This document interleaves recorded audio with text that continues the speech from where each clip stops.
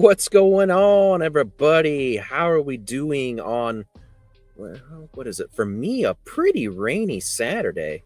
It sucks. Like, I keep trying to find the time to get in the garden and get my stuff out there, but this weather just isn't cutting me a break. It refuses to cooperate, and it's super annoying. But, hey, water makes things grow, so, right? I feel like there's a country song about that, about rain making corn grow and corn makes moonshine, or I don't know, something cool and fun like that.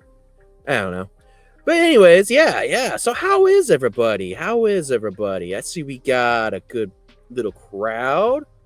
What's going on? Mike, MK Ultra, what's up? How are you doing? Harley's here. Paul's here. Awesome. We got a great crowd. So, guys, before we get this going, all 10 of y'all, 12 of y'all, do me a huge favor and go hit that like button. That really helps me out in the algorithms, and I appreciate you very much for doing so because I love you. But yeah, so let's see here. Housekeeping stuff. We'll get the boring stuff out of the way real quick before we get our awesome guest on. Let's see here. Basically, make sure you're all subscribed and hit the notification bell, hit the like button. Let's see here. Check out the Patreon because I am doing a bunch of stuff on the Patreon. I'm basically sharing musings from the car like every day, just about this week. You get a little bit of a look inside my brain at random topics. Like we did, what did we do? We talked about the not deer. We talked about building my own air conditioner. We talked about, turkey velociraptors. Yeah. So that's cool. So yeah, go check that out. The funds that come in from that is what helps for me to buy equipment so that I can go out into the field and make cool little documentaries, like what I've got going on with this guy, Mr. Harley. You guys can go and check out the raw footage right now in the video selection on my page if you would like, and help us find stuff. We actually found something new in the footage last night with Tom's help. So thank you, Mr. Tom, for making me having to go back and do some more editing. That's going to be awesome. But actually, you know what? On that note, Harley and I were both on Tom's show last night. So be sure and go check out the Eye of Jupiter and go watch us because we're cool dudes. All three of us, we're pretty cool dudes. So yeah, and Patreon, it's only $1 a month. You can't even buy a hamburger from McDonald's for that much anymore, right? So go do that. Helps me out. I really appreciate it. And once again, this thing did not loop. Stupid StreamYard. But anyways, enough of the silliness.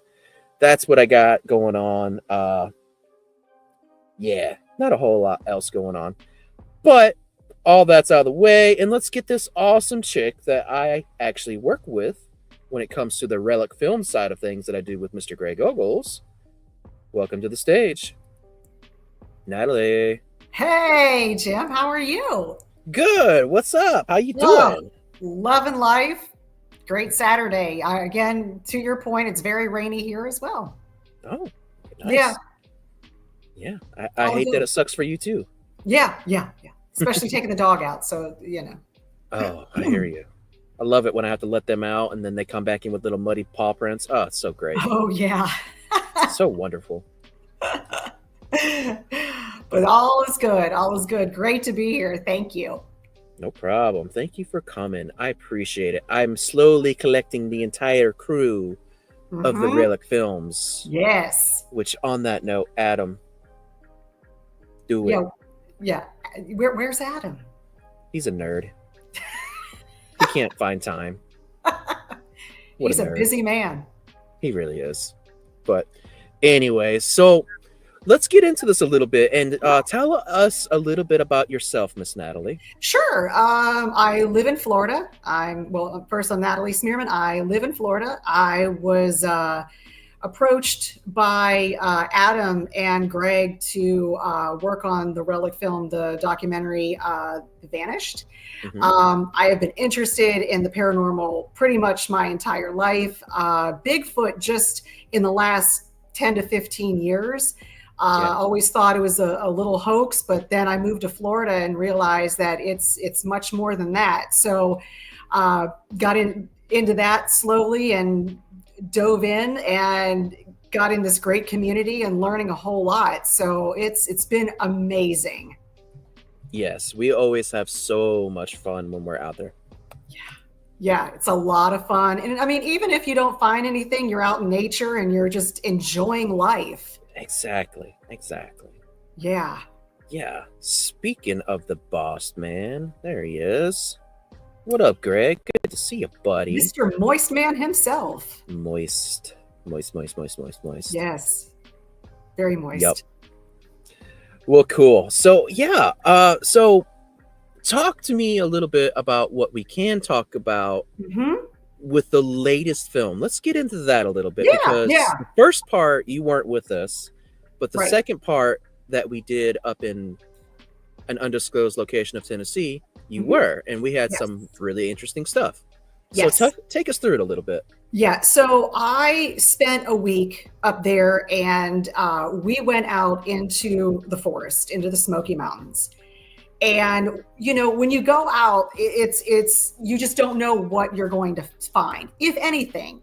And if you find a couple things throughout a week, great. Well, we saw and experienced stuff every day, every night. It was mind-blowing. And I was just in awe of it. And even Greg said, listen, this doesn't happen. And I'm like, I get it. But I mean, it was anything from knocks to flashes to orbs to whistles to disembodied voices. You know, at one point I thought Greg was behind me talking, and I turned around and he was a couple feet away and there was nobody behind me.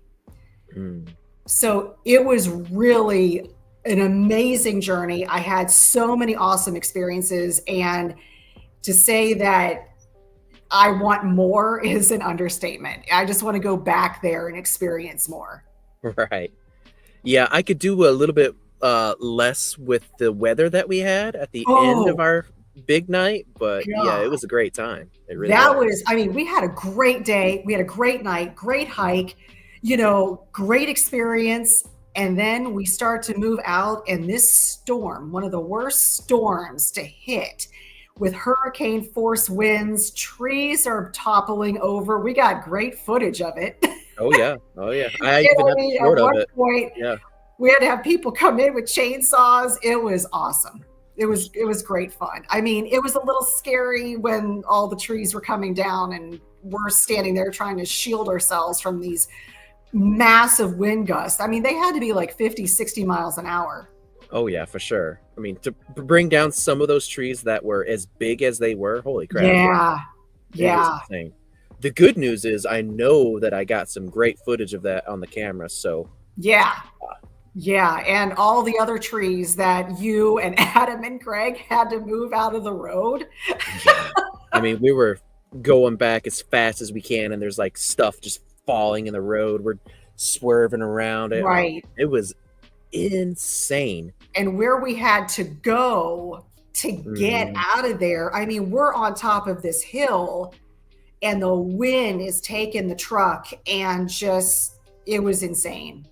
I am shocked that we didn't have damage to the truck, that we didn't go off the road. Kudos to Greg for his amazing driving skills. Well done, Mr. Moist.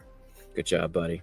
Good job, boss man. We appreciate you for keeping us alive. Yeah. Oh, yeah. Great footage, great fun.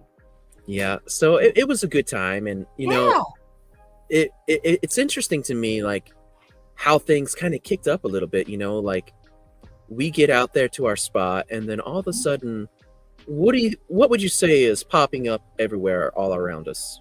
Orbs. Yep. Orbs were everywhere. I mean, you know, you hear about orbs and it's just a rare occurrence, and we were seeing orbs almost every night, except for that one night that it rained and we couldn't go out. That was the only night. Yep. And we saw orbs, and I don't know how many folks are on here that are familiar with orbs, but they are what we know as energy. And they are sometimes associated with the paranormal, other times associated with Bigfoot and cryptids. And we were really experiencing a lot of orbs, and they were different colors. Now, mind you, we were in really cold weather. It was in the 40s and 50s, so there weren't any fireflies or lightning bugs out. And so we're seeing these little, they were red and orange and blues and greens. And then we found out that they were responding to us laughing. And that was incredible. Yeah, it really was, you know, and like you said, you know, orbs are always associated with, you know, anything with the paranormal and cryptids. And I don't know exactly what it is, you know, but I would be very interested to know, like, if anybody has any good information about what the color association is, because I know that we saw white, red, green, and blue. I think even a yellow white twice. And there was orange. There was an orange one, you know, and I think there was a gold one night. That's right. Yeah. And what I could tell is that, and I think we all agreed that there was some intelligence behind them. There was some, you know, they were responding, or there was something that was intelligent controlling them. And you just don't know, but they were all over. It was incredible. It was absolutely incredible. Is this a relation here? Yes, yes. That is my dear cousins. Hi, what everybody. Up, Jeff and Mary and family. What up? Shout out. So yeah, I mean, that was super interesting, you know, and I'm trying to pick around in my brain of what we can actually talk about because, you know, lots of filming. Yeah. Trying to remember what would be good to really kind of tack on to that. Well, I've got two things, I think, but what do you got? Okay. Well, I think one of the things is that we went out there to really identify Adam. Get to it. Yeah, I know. It was hard keeping clean. I think one thing that I could really identify, that we went in to investigate how many strange and bizarre disappearances there are in the Smoky Mountains. Right. That's what we went in there for. And we just said, okay, what could it be? And we went in there with a clean slate, and then stories were popping up of the Tennessee wild man and how these feral people have lived in these hills for decades, if not centuries. And so it was interesting to hear those stories from people who have lived there and whose families have lived there throughout the generations.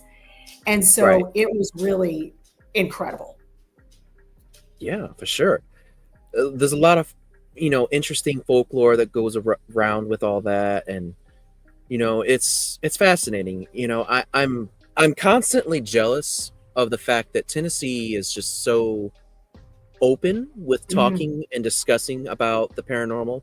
Yes. Because me trying to get anything done here and talk to folks in Alabama is next to impossible. It drives me insane. Yeah. Tennessee, they're like, oh, we love Dolly Parton and Bigfoot. It's our favorite things. Right. And they'll advertise it. They don't care. Yeah. And so one lady, I had a side conversation after we were done filming, after we were on our way out. I had a side conversation with a lady who has lived there forever. And I was like, hey, you know, we've noticed a lot of paranormal activity. She goes, oh, yeah, her grandfather was a part of a crew that had come into that area to help build the roads for the national parks. Right. And she said when they would dig up the ground to start making the roads, they would find unmarked graves. And some people they saw were buried alive, like they were like this, scratching. And they're like, of course, they're going to unearth these spirits that died in a horrific way. And Right. that's probably the reason behind it. And I'm going, that's awful. That's an Yeah. awful way to go. Yeah, for sure. For sure. And yeah, there's so much lore. There's so much, I guess you would say, history with all that. And then that doesn't even go into account like the disappearances, right? Oh, I know. There are so many just bizarre disappearances that unless you really dive in and take a look at everything, it's crazy how many people have gone missing and Right. never been found. No trace of them. Right. Yeah, and it's a topic that we explore in the documentary, so it's not going to just be all Bigfooting and stuff like that. So I mean, if you guys are like into mysteries and a little bit of 411 type stuff and slash murder mystery things, I guess you could say, like it's going to have a little bit of everything for everybody. And the moral of the story is it's going to be an amazing documentary. Make sure that everybody is subscribed to like Greg on probably Facebook and the socials and all that. That way you can check it out when it comes out. Hey, South Forest, how you doing? Yeah. We were trying to beat around the bush, but yes, spoilers. Yes. It was a fantastic interview. And the amount of information, it was incredible. I cannot wait for everybody to see it.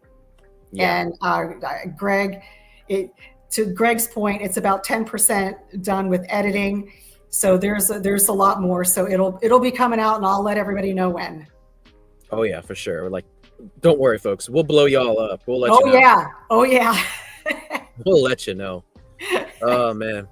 The thing that really bums me out is I wish that I would have had the foresight, like while we were sitting there watching the orbs, I wish I would have had the foresight to like take the camera out and turn it around and see if I could film whatever it was that zapped me while we were out there, because that's the first time that I had ever been zapped. Oh, let me tell you what, that was rough. That you were down.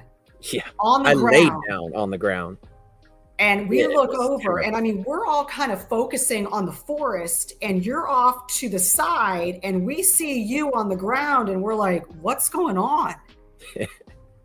That was crazy. No. And then we pull you over to be closer to us, so they're not, whatever they were, we're not targeting you. So you got flashed. Hard. Yeah. Hard. And it wasn't until we got out of there that you were really feeling well. Is that? Yeah, I mean, once I laid down and like grounded myself, it wasn't as bad. It was tolerable, but I mean, it wasn't until we actually like really got out of there that I started feeling, 100%. So yeah, that was interesting. I wish I would have turned and caught that, but then again, that wouldn't be the first mistake I made on the camera since being there. But I've gotten a lot better since that. So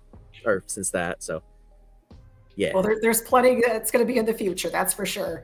Oh yeah. Yeah. Oh yeah. So there's that. And the other interesting thing, and I'm 100% sure that we didn't get this on film. Do you remember how when we were walking in and out, how we had just the strangest smell of like something flowery? Yes. That was weird. What do you think about that? It's funny because talking about that smell, I had a weird experience on another trail on our first night just to go out. Mm-hmm. And it was this overwhelming just feeling of despair. And there was a smell to it. Mm-hmm. And I truly believe that, because there were no flowers at that time. It was, you just got this whiff. And I think, there, because of a lot of spirits that are there, of course, the spirits are, watching us and watching over us. And I know as we were walking out, I remember either it was you or Greg that said they're running parallel to us. Yeah. Yep. Yeah. So that was. Yeah, we gave that a shot, tried to see what we could see with that. And to be fair, it seemed to me like something paralleled us out the whole time, because after we stopped at our second area to like kind of chill out and observe what happened, there was something across the creek. Oh yeah, it was growling noise at us. Yeah. And I mean, the footage will tell us if I was able to catch it, because I went down as far as I could to the water to try. Yeah. I mean, I couldn't see anything through my screen, but by the time we like sit there and edit that and filter that, who knows? Right. And I didn't see anything on my therm, but I was more looking out for your safety than I was anything else. And because you were down in a very vulnerable area. Yeah, but I'm here for that. I'm the bait. I'm used to it. It's all good. It's fun though. Really cool. Really an incredible experience. Yeah, it's going to be amazing when it comes out. I have 100% confidence of that. So, on that note, guys, make sure that you guys are subscribed, like I said, once again, to Relic and Greg and all that. And be looking for it, because it's going to be a great time. The last video for the LBL was amazing. And I assure you that the next one will be amazing as well. So get on it. Oh, yeah. Get on it. Well, outside of all that, I know that you also have a bit of a history of just doing some Bigfoot and in general stuff like that. So why don't you walk us through a little bit of that? Yeah. So living here in Florida, we have a lot of areas that are national parks, and I wanted to go down into the Everglades, and I did that in October and November of last year. Right. And in October, I went by myself. There's a Skunk Ape headquarters down there, and I was the only camper one night. There was another family way, way, way far away, like way in the distance, but I was just there by myself, basically. Right. And just to see what I could hear and kind of get through. But the next time I went, there was more people there. We did go and take a group into the swamps. And this was into the, it was the Big Cypress Forest. Yeah. And it's just south, if you're looking at it on a map, it's just south of Alligator Alley, in between Miami and Naples. And so it's massive, just thick swamp. And so we get to go in there, and it was really just winding through. And at first you see these alligator slides, and some of them were 2 to 3 feet wide. These gators were massive. Nice. And so we were moving through, just making sure that we, didn't come across any snakes. We were more worried about the gators and the snakes than anything else. And then we were taking a look at the structures and the trees and everything. And we came across the couple of trees that were bent over, that you really were like, okay, that could happen, but then we came across something that nobody in our group could explain. And this is way, way into the swamp. There are no paths in there. There are no people back there. There's nobody living in that area. And we saw something that it was a very strange structure. And I sent you that video that I took, and nobody could explain it. And I was with folks that have been squatching for years, and nobody could explain it. Oh, very cool. So, and what tree structure are we leaning up towards? That way I can start queuing things up. So there appears to be a very tall, thin tree that was taken out of the ground. Where the stump was, it was like broken off and then just balancing on this piece. And it's like, that didn't happen naturally. Right. That is not a natural occurrence. This is what we're talking about, right? That's what we're talking about. So check that out, y'all. And so we were looking at it, and the reason why it did not look natural, like somebody did something, is because of how large the tree is. And in this video, you'll see that it just keeps on going. Yep.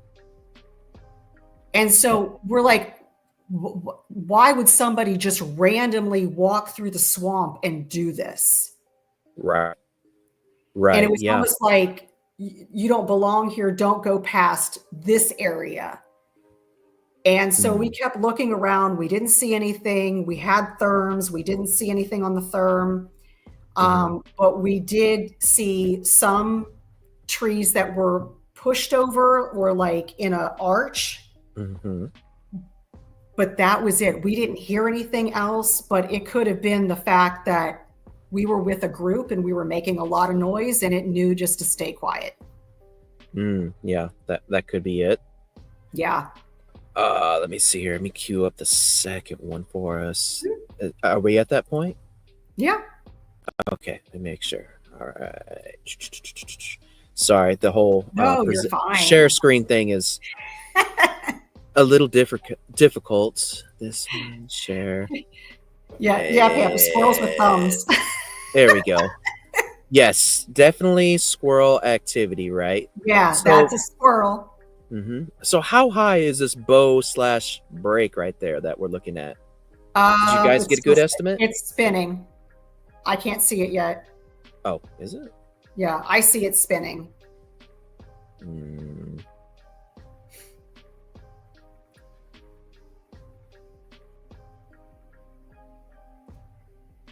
Do you see this? Do you see the giant kaleidoscope of all of us? Oh, there it is. Yeah. Okay, so now I'm going to go back. There it is. This? All right. That was about 20 feet off the ground. Interesting. That was about 20 feet off the ground. And this is all in the middle of a swamp, you're saying, right? In the middle of a swamp. We are not close to anything. Right. I find bow and then the actual break here to be very interesting. Yeah, so that was really high up. Right. And I tried to take as close of a picture to it as I could, but to get through there, you had to trek through water, and we wanted to stay in a group in the event that there was a gator or snakes, because there are boas and pythons down there as well. Interesting. Ooh, that would be fun. I would love to be out there and be able to like take out a python and roast that over a campfire. That would be a good time. It would be. That'd be fun. That's also on the bucket list. Yep. Iguanas and pythons. Yeah, I'm sorry, y'all. We were talking about hunting iguanas. Like, I really want to go do that from like an airboat if I go out that way. It's on the bucket list of things to do. Maybe one time, maybe one day we'll old Relic will get together and go to Florida, do some skunk aping or something, and I can do that. That would be fun. There are some, reports, and where I was staying, there have been reports of skunk ape activity a lot. Yeah. And I was talking to some locals about the skunk ape and their history, and everybody has seen them down there. Everybody. They did mention that the Florida panthers are growing in size and making the skunk apes move further north because they're competing for food. Interesting. Yeah. Interesting. I would just imagine that the skunk ape would be like, snake, come here, danger noodle. Yeah. I mean, that's what I would imagine, but yeah, because there's plenty of food, but if you're in a concentrated area, yeah, for sure. And now you bring up an interesting thing there with the whole panther situation. Oh yeah. And good job, by the way. That was a solid lead in. So much so that I'm going to point out. I liked that. So talk to me a little bit about that, because I know that you have a bit of a run-in with one of those critters. Yeah. So let's talk about that. So in October, I went camping by myself. in the Skunk Ape at headquarters in that forest. And it's all swamp all around. And I made myself go there for a full weekend. I wanted to make myself look vulnerable, be alone, just to see what would come in. Mm-hmm. And so the first night, I'm laying in the tent, and about 1:30 in the morning, I hear a loud chirp. And I was like, that's not normal to hear a loud chirp in the middle of the night. That was completely out of the ordinary. And then I just laid there very silently. Mm-hmm. And within about 3 minutes, I heard very large footsteps right beside my tent. And it stopped. Okay. And then it made this sound like a child's sound, like a child, like a toddler trying to talk, but you can't understand it, like garble. Mm-hmm. And so I'm just sitting there waiting. And I didn't want to startle it. And I sat up very slowly. And then I unzipped, and it was already gone. So, you hear about things like this happening, and a lot of people say, it's Bigfoot, it's Skunk Ape, it's this. And I wanted to have a further understanding of what exactly it was. So I talked again to the locals, and I have a friend of mine who handles large cats. Yeah. And I texted him as well. And he's like, oh yeah, that is a male Florida panther in heat. They make those chirping sounds, those tweets. And if you do go on YouTube and male panther in heat, you will hear them tweet. It's really cool. So how would you describe the tweet? Like, can you recreate it at all? It sounds like a bird chirping. I can't recreate it, but it was just like a bird, like a parakeet. And that's what it sounded like. And I'm going, that is so bizarre. So you're laying there in the tent. It's tweeting. You're there in a tent, laying it down at night, and all of a sudden you hear big footsteps in like a parakeet? Yeah, like a parakeet, and what sounds to be like a child, a toddler's talking. Huh. And I'm That's going, interesting. I am just laying there like, this is bizarre. And when I found out that male panthers do that, I'm like, I was in awe, and he was in heat. And of course, he saw, me being the cougar that I am in a tent. I'm sure he tried to take that opportunity, Right. It's logical. He's got a pulse. Yeah. Yeah. Just saying. Yeah. No, I'm picking up what you're putting down. That makes all the sense. That makes all the sense. It makes perfect sense. Yeah. But yeah, I mean, you go down there, and I talked to some of the indigenous folks that live there from the Seminole Indian tribe and the Miccosukee Indian tribes. And of course, they all have seen them. Right. It's not a question. Right. They're there. And, they're a little bit smaller than a Bigfoot. And of course, if you talk to some other folks, that go up into the Ocala National Forest and north, those are more Bigfoot related, less swamp related, more Bigfoot related. Yeah. That makes sense, because I can't remember what it's called.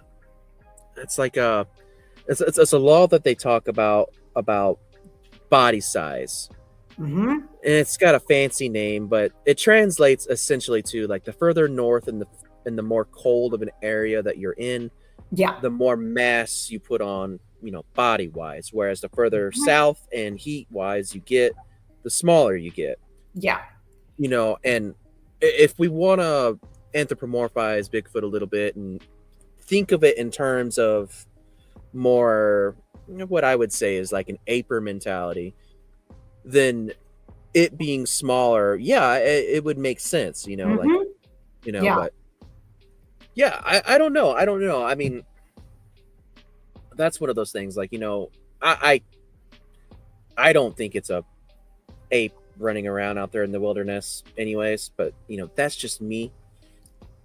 But you know, I, I do really enjoy like the mental image of a Bigfoot like creature like swimming around in the swamps and like diving down underneath the beaver dam and hanging out and drinking a beer at the raccoon, and maybe making out with an alligator or something. Like I do like that mental image. I think that it's pretty fun.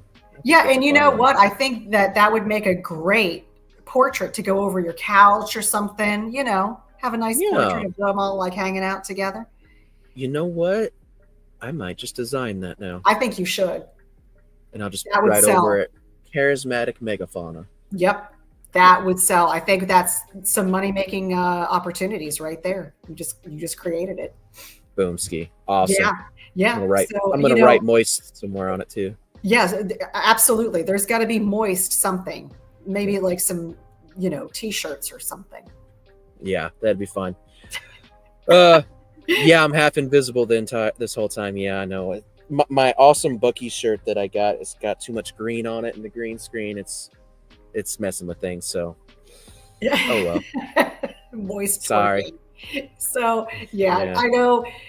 Talking about the skunk ape, when I was talking to people that have actually seen the skunk ape who have lived down there, of course, they're talking about this thing has, from being in the swamp, just moss and just it's disgusting. It smells like a skunk. I mean, I believe that. I mean, when we talk about Bigfoots anyways, like there's always, this musky, nasty smell that's associated with them anyways. Yeah. And then if we want to top it off with like the whole moss bit of it, I mean, if we go back hundreds of years in the lore, we see that there's a very clear connection with Bigfoot and what in Celtic mythology would be known as the Green Man, So, I mean, it makes sense. I mean, if you want to be hanging out there and be like a nature deity thing majig, and you'd have green all over you. Why not? Yeah. If I'm in the swamp, I'm going to be all disgusting and green too. Yeah. I mean, it's just what you do. I mean, if you're going to hang out there, why not? When in Rome. Rome. Yeah. Relic should go down there and go camping for a weekend. That would be fun. Down. I'm so down. That would be a lot of fun. Because there's gators all around and snakes and stuff, and then we can go into the swamp and see what we can find. Right. But yeah, I mean, and you bringing up the story with the cougar or panther, or however we want to talk about it. I'm the cougar. The panther came by. Right. Okay. Thank you, Florida girl. So it brings up, a good point that I I love to bring up to people is, this is one of the reasons why when you go out squatching or really anywhere out in the wilderness, have your emotional support pistol with you, because panthers are a thing. You know? I mean, people have been unalived by panthers before. It happens. Florida has a lot of predators. You've got your panthers, you've got bears, you've got coyotes. There's been known to be, I've heard of wolves in the area. Yep. You've got, then you've got this whole other thing of the pythons and the boas and all the other things that don't really belong here. And not to mention, sharks. That would be, Yeah. So we've got it all. And swamp puppies. I mean, you can't miss the little swamp puppies. Exactly. And you know what? What's even crazier than that? Like, if you look at the invasive species stuff, y'all got Nile crocodiles out there. Yeah. We now have crocodiles. And not the American version, like Africa, eat the wildebeest, nom nom. Nile crocodiles. Yeah. Yeah. And they started out in the Miami area. I'm sure somebody brought them over. And now they're starting to migrate further north. Yeah, so the moral of the story, y'all, no matter what, stay strapped or get clapped. Yeah. That's your PSA. Make sure that you know your surroundings and understand that you've got to protect yourself. Exactly. Yeah. Exactly. Yeah. And it really doesn't matter if you're in Florida or not, anywhere. If you go Oh yeah. out into the forest, there are things that, Oh yeah. that Oh, can well, I hurt. mean, when we were out there in Tennessee, I mean, there's plenty of bears out there, Oh, and yeah. I mean, if one comes up on me, granted, I'm going to be trying first to be like, yeah, bear, yeah, but one or two steps in, I'm sorry, yeah, Right. yeah, I don't mess around. So, No. You don't mess around with that. You've got to protect yourself because, they're unpredictable. Yep, and that doesn't even go into account the Great North American Crackhead. Those are a thing too. Yeah. So, And, the Nile crocodiles are turning into the Miami crocodiles. oh really? They will be wearing probably, pastel colors and twerking. You think they're hurricane fans? They could be. They could be. Losers. We do better. not have triceratops, Greg. No triceratops. No, none of that. Well, that you know of. Not that we know of. I mean, because there is always like at least once a year somebody bring in like a supposed picture or video of a raptor that comes out of Florida. So, And that I'm not surprised of. yeah. You're right. So, yeah. Florida be crazy, y'all. Florida. Oh yeah. And no comment, Greg. I know I live here. Oh. I'm waiting for it. Well, right. So Florida be whack, yo. Yeah. So all right, let's keep on and moving, shall we? Yes. So I know that before all this, that you also have a lot of interesting paranormal stories that you were talking about. Oh yeah. Do you mind sharing a couple of those? Absolutely. I Awesome. have a very long history of paranormal activity in my life, and it dates back to even when I was just little, 2-3 years old, and where I was at my grandmother's house and I saw my great grandmother who had been dead, and I didn't know that. I was little, and I ran to her and knew her name, and the whole family's just standing there like, what? And they always said that my great grandmother was always watching over me. Well, you always see, children, you're not sure about that. And so they kind of like, oh, it's fine. Well, when I was like 12 or 13, I was going through a really hard time. And I went to sleep one night, woke up in the middle of the night, and my great grandmother was standing at the foot of my bed, and saw her as clear as day, standing there with her little bun in her hair and a little dress on and just looking as cute as could be. And she had a smile on her face, just kind of standing there, just watching over me like, you're okay. You're not alone. And then I was like, okay, I feel better about everything. And I'm RH positive, Pam. And so then after that, I always had different things happen. Like I felt a presence. I always felt, something near me. And I always knew that there were things around me. Right. At one point, I had moved to Boston with my children, and I lived there about 4 years. I'm sorry.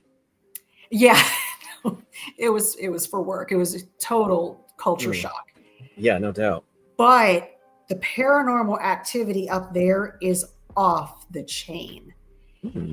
And there are houses for sale that you'll see on the for sale sign. Yeah. Haunted. They have to advertise it.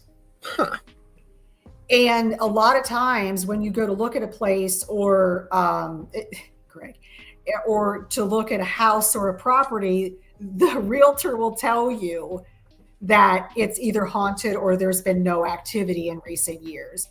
And Greg, you're so funny. I do have a negative IQ. Thanks. So you're such a shit. Don't be too distracted by the chats. Yes. So it was that the Greg guy, the Mr. Moist. Yeah, Mr. Moist. Then I started seeing a lot of figures in my apartment. Like they would like fly by, like a dark, nothing menacing. And then I would wake up in the middle of the night to footsteps beside my bed and nobody was there. And like I had a loft and like you would hear footsteps in the loft and nobody was up there. Yeah. Yeah. So a lot of things happened up there. But then my son at that time started seeing what he called as the dark man with the hat. Oh, okay. So Hatman started appearing to my son. And I'm like, that's strange. And I would have sage and I would have, you know, Palo Santo and pray and making sure that, you know, all the energy was cleansed and just saying, you're not welcome here. Well, we then moved from there back to West Virginia, my home state, and Hatman followed my son. And so I had to, again, Palo Santo sage, pray, you're not welcome here. A few years later, we moved to Florida. Hatman reappears to my son and keeps reappearing on a more regular basis. Right. And I, again, said, listen, you're not welcome here. You're a negative entity. You're scaring my son. You're not welcome. Well, then my son comes home from school one day and says, he followed me to school. He was in the hallway of the school. He was watching me. And then that's when I had the biggest come to Jesus with Hatman.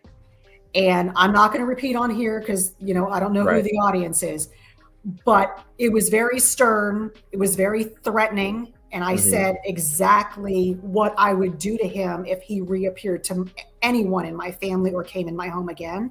And after that, he disappeared. He was gone. He never came back. And so after that, or right before that, we moved into the house in Florida. And this was about 10 years ago. And I had just gotten married and moved into the house, and we all had, you know, boxes to unpack, and it was just a ton of stuff. And so we're unpacking boxes in the garage, and I came across one of his boxes. Now, mind you, my husband at the time, now my ex-husband, former Green Beret, was in the Army for 20 years.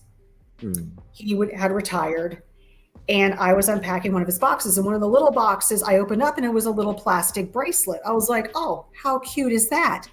I said, is this from one of your children? Did one of your children make this? And he goes, oh no, that was a souvenir off of my first kill. I said, you brought this into our home? I said, and I just opened it? Okay. And he goes, yeah, that's one of my souvenirs. That's something that we do. And I said, I don't want it in here. He's like, and he just like, he's like, you're crazy, you know? And I'm like, no, I don't want it in here. He was like, no, it's fine. I'll just put it away. Well, I saged, I Palo Santo'd, I prayed. I was like, please just keep anything out of here. Well, about 3 months later, we had a shadow figure appear. Oh, okay. That's nice. And this shadow figure was appearing periodically, peeking around the corner where the master bedroom is, master bath, master closet, and the guest bathroom, all of which are right near the door to the garage where this box was. Right. And I was like, this is crazy. This is, and after going back and forth with him, he didn't want to get rid of it. I said, all right, I got to set some ground rules. I saged, and I'm like, listen, you don't want to be here. I don't want you here. You know, I know you're stuck, but here are the ground rules to this house. And I laid it out, and I set boundaries, and I'm like, you will not cross these boundaries ever. Or other things are going to happen that you're not going to like. So throughout the years, I would just see him peek around a corner, but never did anything bad. I'm like, if you keep to your boundaries and my rules, we're good. And that's what he would do. He would just peek and whatever. Fine. Then things started to go bad in the house. Mm-hmm. And then all of a sudden, one night, I woke up to this shadow figure watching me sleep, standing right next to me, watching me sleep. Right. I screamed. My daughter heard me, came running. And she's like, "Are you okay?" And of course, I didn't want to tell her that, you know, what had happened. And she was like, it was just a dream. And I was like, yeah. I'm like, it was just a dream. Mm-hmm. So next day, I'm like, you crossed a line. Right. I'm like, you never do that. And there was some threatening. And I was like, you will never do that again. So the divorce, everything went bad. The divorce started to happen. Shadow figure kept appearing, reappearing. And then my kids and I left for Thanksgiving break on a cruise, came back a week later. I walked in the house and I looked, and the shadow figure is standing in the master bedroom. I said, is this how we're going to start us coming back? And it disappeared. Right. And I did not show any fear. You've got to stand up to them and like, here are the boundaries. Yeah. Right after that is when my ex moved his stuff out into a storage facility. That box went with it, and Shadow Dude never came back. The air in the whole house lifted. It was just a much better environment. So it was attached to that box. And somebody had said, well, maybe it was attached to him. I'm like, he had to still be there until we sold the house. It was the box. It was that. Because once that left, Shadow Dude went with it. Yeah, I mean, I would say that it would have to be something like that along those lines. I mean, because if this thing appears and you keep activating Super Karen mode, then and it's not working.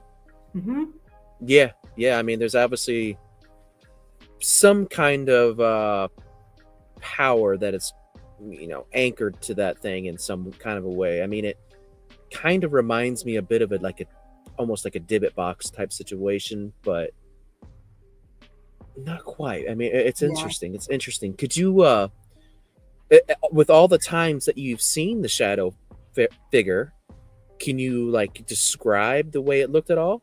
Yeah, it was very small. It was like maybe a little shorter than me. And it was black. And I would only see its head or a hand because it would only like peek around.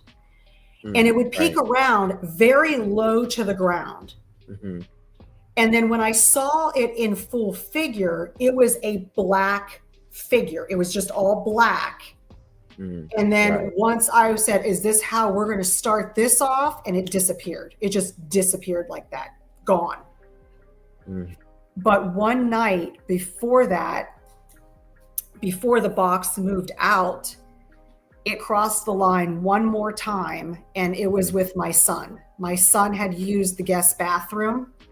Yeah. He came out of the bathroom, and the shadow figure was in the darkness of the master bedroom and growled at him. And he comes up, and so my son comes upstairs where I was, and he goes, I just got growled at. Right. And I went, I will take care of it. Right. And then that's when I was like, I won't repeat what I said, but there was a lot of threats and about what I was going to do to him. Karen mode activated. That box left. Right. And then everything was fine. Well, that's great. I mean, I'm glad that, you know, it stopped. All right. So hold on, let me back up. Now, when you say short, like, what would you say short actually is? It was between like 4'10" and 5 foot because I'm 5'2", and it was a little shorter than me. Okay. Any eye shine to it at all? No eye shine. There were no eyes, no facial features, nothing. So essentially like a black hole in the shape of a person standing Yes. there. Gotcha. Now, did it ever like touch anybody or anything like that?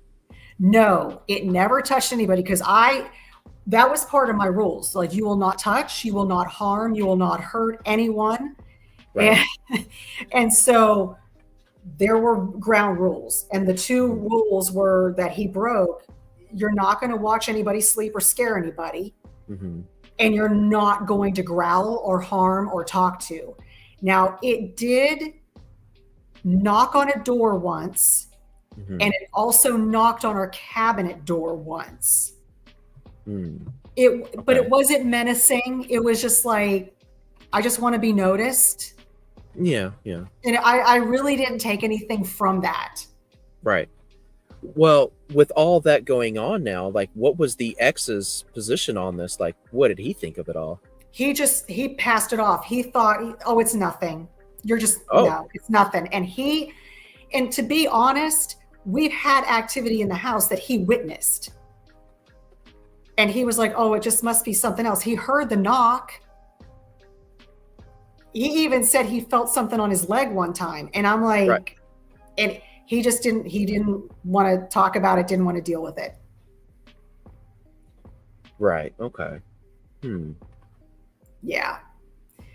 Now, Very our interesting. neighborhood was filled with paranormal activity that was not menacing.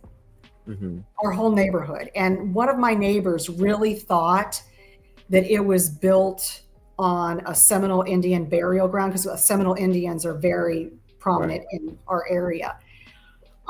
There was activity in pretty much every home in our neighborhood where things would move, or you would hear a voice and just something, nothing Right. bad. Mm-hmm.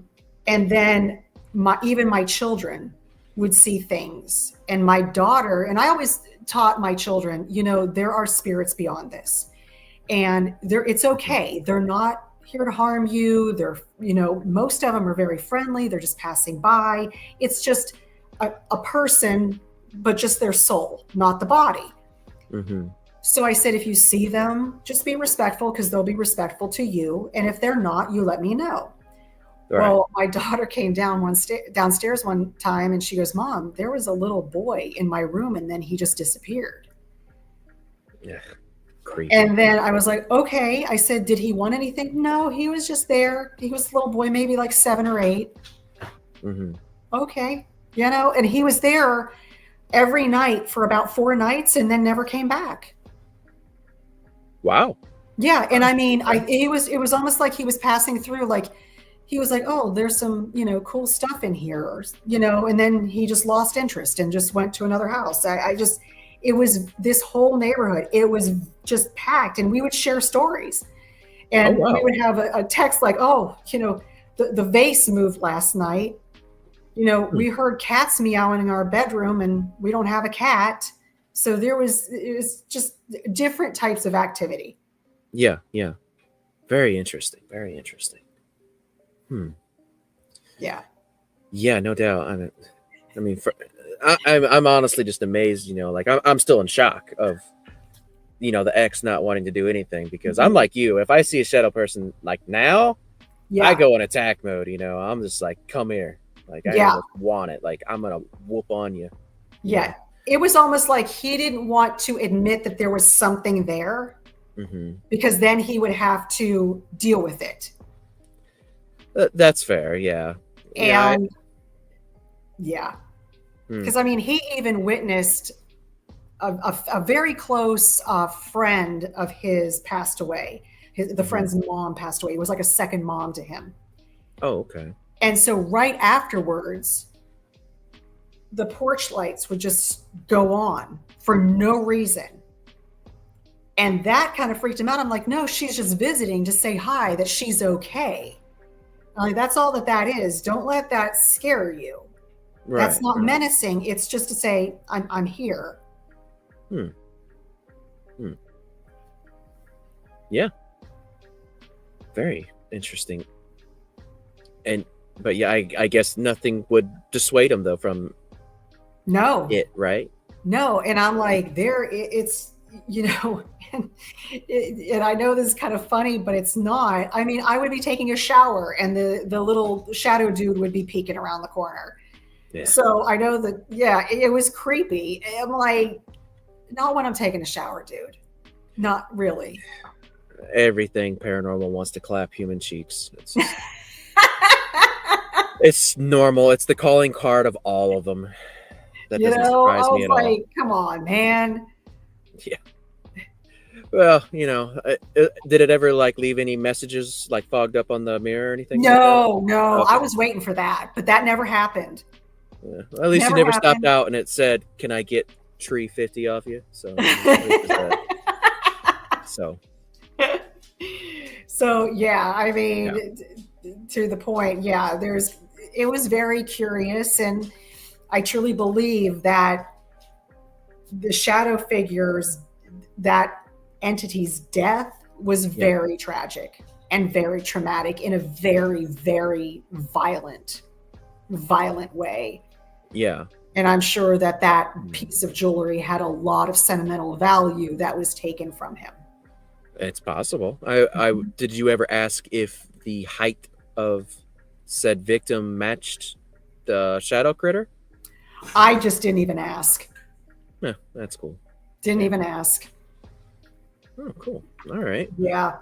Well, I mean, it's all very, very interesting, and it's actually amazing. It's awesome that you have all these experiences. It sucks that they happened, obviously, but yeah, the good news is that you are able to learn from it, right? Mm-hmm. You know what not to do and what to do, and that can be very beneficial. That's very good. And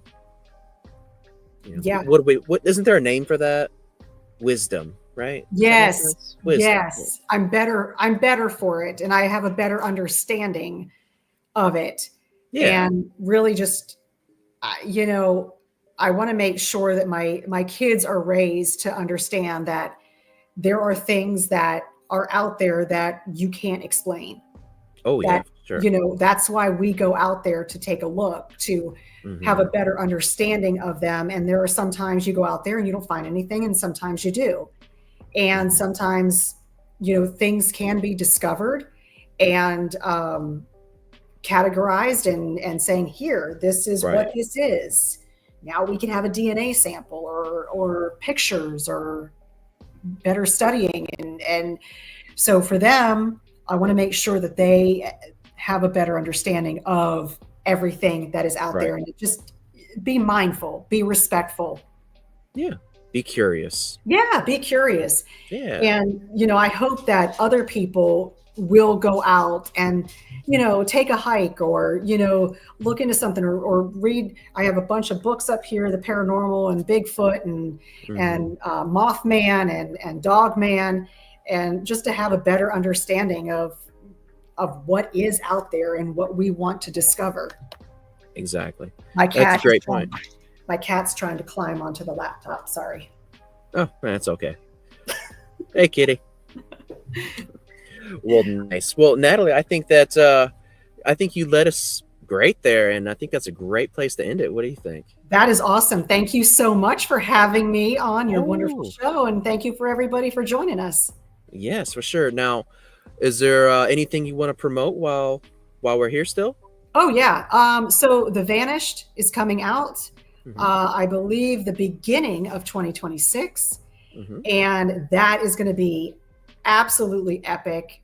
We'll let you know exactly the release date, where you can buy DVDs, and also where you can view it. So there is so much more to come, and we're going to be filming more content here in the fall.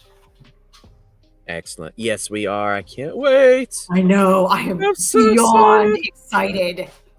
I'm so excited. Yeah, so we're doing all the research now, so get ready. Yep. It's going to be a great time. Well, awesome. We'll hang out for just a minute in the back, and I'll be right back, okay? All right. Thank you, everyone. Thank you. I appreciate you so much. Well, folks, that was the show for tonight. I don't know if you guys know this or not, but Miss Natalie is awesome. We love our Natalie so much. She is just the best of people. So, yeah, like she said, be mindful and be conscious of all the things going on in the world and around you, and also be mindful of the new film from Relic coming out. So, yeah, make sure you get up on that. Well, let's see here. I hope everybody has hit the like button and helping a brother out, because it really does help me out. I appreciate each and every single one of you. I love the time that we get to spend together. It's amazing. It's awesome. Yes, Greg said it best. Nat is freaking awesome. Most assuredly. Most assuredly. But yeah, so guys, hit the like at the end. If you would, leave me a comment too. Those are always helpful and good, and I learn from them. Let's see here. Check out the Patreon, check out the merch, because that helps me go out independently and film stuff for you guys out in the field. And other than that, I love you. If you guys got stories that you want to tell, or if you're too afraid to tell and you want told, I've got an email. I would be happy to facilitate such things for you. It would make my day, I promise. Let's see here. Anything else housekeeping wise that I need to talk about? Probably not. Probably not. Go check out the merch. Go check out the cups. Mystic Mountain Creations. You don't have to necessarily buy my cup, because they will make you any cup that you want. It'd be cool if you have some Fisher Spam cups, because look at this guy.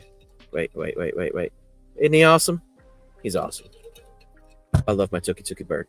So on that note, guys, let me get the thing pulled up and find it. There it is. So you know the drill. Tuki. I love you, and peace.